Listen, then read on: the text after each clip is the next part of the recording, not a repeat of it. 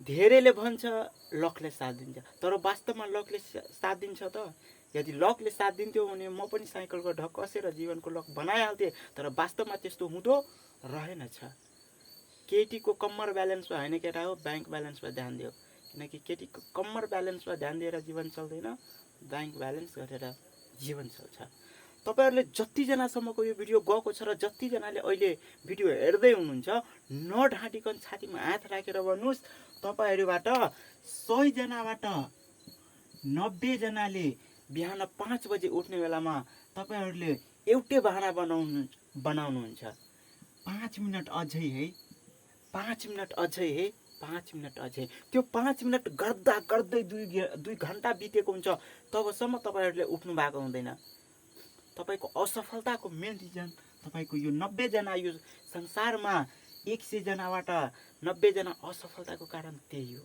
र यो संसारमाथि 10जनाले 10% व्यक्तिले मात्रै सफल पाउनु भएको छ र राज्य गरेको छ, त्यो कारण पनि त्यही हो। त्यसैले तपाईँले सफलसम्म पुग्नु भएको छैन, त्यो 10जनाले सफल भएको छ। र 90जनाको यही कहानी छ, 90% व्यक्तिको यही कहानी छ। तपाईँलाई नढाँटिकन भन्नुहोला र कमेन्टमा लेख्नुहोला, तपाईँ बिहान यही बहाना बनाउनुहुन्छ उठ्ने बेलामा, हो कि होइन भन्नुहोला कमेन्टमा। अर्को कुरा, तपाईँहरूलाई ये दुनिया की सबसे बड़ी रोग है, क्या कहेगा लोग, के भन्छ लोग, सबैभन्दा ठुलो रोग के भन्छ लोग, के भन्छ के भन्दैन। तपाईँले राम्रो गर्नुहुन्छ तै पनि मान्छेलाई नराम्रो लाग्छ, तपाईँले नराम्रो गर्नुहुन्छ तै पनि मान्छेलाई नराम्रो हुन्छ, तपाईँले धेरै खानुहुन्छ तै पनि संसारलाई समस्या हुन्छ, थोरै खानुहुन्छ तै पनि संसारलाई समस्या हुन्छ, तपाईँलाई जति कमाए खर्च गर्नुहुन्छ तै पनि संसारलाई समस्या हुन्छ, तपाईँले कमाएकोबाट थोरै खर्च गर्नुहुन्छ त्यो पनि संसारलाई समस्या हुन्छ। धेरै खर्च गर्नु भने यो मान्छेले कमाएको जति खर्चै गर्नुहुन्छ, थोरै खर्च गर्नुहुन्छ भने तपाईँलाई कन्जुस भन्छ, हो कि होइन। दुनियाँको काम हो दुनियाँको काम हो तपाईँको खुट्टालाई पछाडि तान्ने, तपाईँको काम हो खुट्टालाई अगाडि तान्ने। खुट्टालाई पछाडि तान्नको लागि संसार त छँदैछ, तपाईँको काम हो बाइकको एस्केलेटरलाई दिने, उकालोबाट ओह्रालोसम्म झर्ने त आफै भइहाल्छ, त्यो त संसारको काम हो। त्यसैले तपाईँको काम हो मात्रै खुट्टाले अगाडि बढाउने, खुट्टालीलाई पछाडि तान्ने काम संसारले गरिहाल्छ, त्यो माथि तपाईँले ध्यान दिनु पर्दैन है। सो यति भन्दै आजको क्लासको टपिक रहेको छ सङ्घर्षको कथा। जबसम्म तपाईँले सङ्घर्ष गर्नुहुन्न तबसम्म जीवनमा सफलता पाउनुहुने। सङ्घर्ष,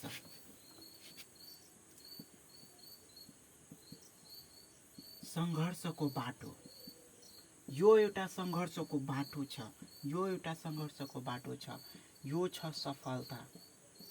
यो सङ्घर्षको बाटोमा जतिजना यो संसारमा सफल भएको छ त्यो मान्छेलाई पनि यो सङ्घर्षको बाटोमा हिँड्नु परेको छ।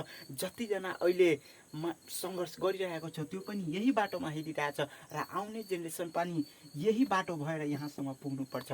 किनकि यो सफलतासम्म पुग्नको लागि योभन्दा अरू कुनै बाटो छैन। चाहे जुनसुकै फिल्डमा तपाईँ काम गर्नुहोस्, सङ्घर्ष गर्नुहोस्, बाटो चाहिँ एउटै रहेको छ। यसै बाटोमा तपाईँलाई हिँड्नुपर्छ। यो बाटोमा हिँड्दाखेरि, यो बाटोमा आइसकेपछि, लक्ष्य लिइसकेपछि, हिँड्न थालिसकेपछि 50औँ पल्ट यो बाटोमा लड्नुहुन्छ।